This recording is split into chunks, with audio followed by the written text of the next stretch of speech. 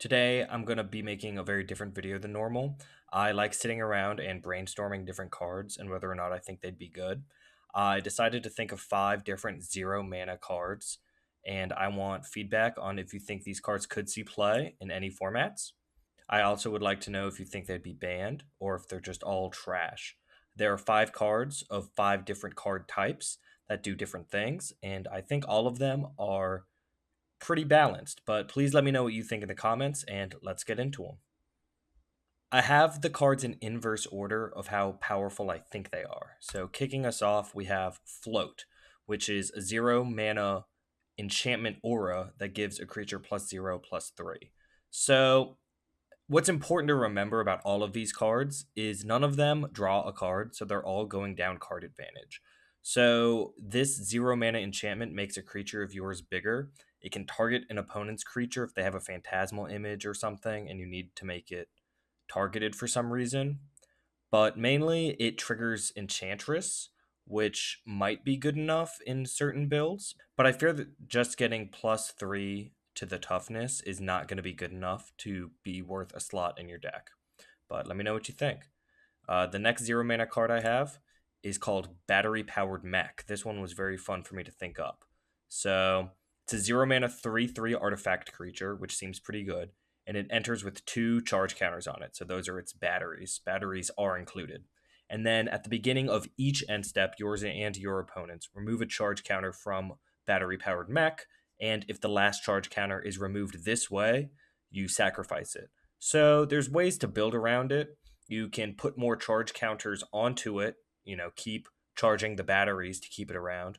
Or you can move the last charge counter off of it in another way because it will only get sacrificed if its own ability is what removes its last charge counter. So you get to kind of build around it, and your payoff is a 0 mana 3/3. But on the surface, if you don't do anything, it's a 3/3 that you play it on your turn. At the end step, you remove a counter. On your opponent's turn, you have a 3/3 blocker. At the end of their turn, your mech will die because it's on each end step.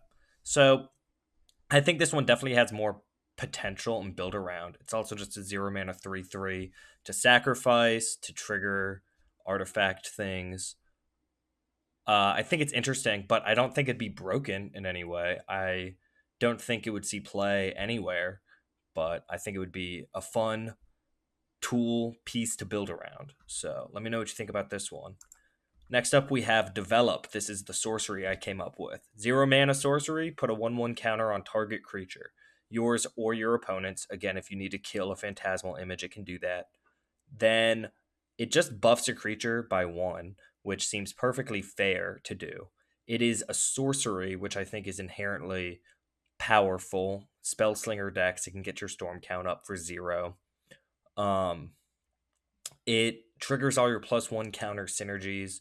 It gets better with cards like Hardened Scales, Doubling Season. It powers up Ballista. It can do just different things with creature power. But I don't think it's unfair. If it was an instant, it would be unfair. Your opponent goes to bolt your 3/3. You, at instant speed, put a counter on it. That's too good. But at sorcery speed, I think this card's perfectly balanced. But let me know what you guys think. Moving on, we have Envision. Envision is the instant in my submission here, and it's an instant surveil too. Now, being an instant is what makes this card so powerful. Um, just whenever you want for free, you get to surveil too. So the floor of this card, you can take away surveil and pretend like it said mill two, because you can always choose to put both cards in your graveyard. It adds to your storm count. It triggers prowess, good with Corey Steelcutter. It lets you manipulate the top of your library. It can mill if that's the type of thing you're about. But it is card disadvantage. So it's not replacing itself. It's not helping you in any big way other than triggering all the things. It's not blue. You can't pitch it to force. But I think it is probably better than all the cards on the list so far just because it's an instant. You can do it at any time. So if you think this card would be broken, let me know, and then let me know how you think it would be broken. You can turn 1 Delver of Secrets, cast this to make sure your Delver flips, but you're spending 2 cards to make sure that happens. Again, it's important with all these to remember you're spending a card in hand. So I think this card is not quite there, but I think it has higher potential to be broken. Final card we have is Bread and Water. I mentally would like to change this to Prison Rations. I think that's a chippier name. But I think this card, I messed up the numbers on it too. It was the first one I made. But when it enters or leaves, you scry one, not surveil. So scry's a little worse. And then you don't have to pay any mana, but you can just tap sack, gain 3.